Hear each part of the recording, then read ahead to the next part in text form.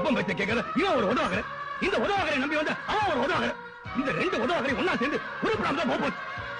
சித்திரங்களை பாட சொல்லலாம், தென்றலை அஞ்சல் ஒன்று போட சொல்லலாம்.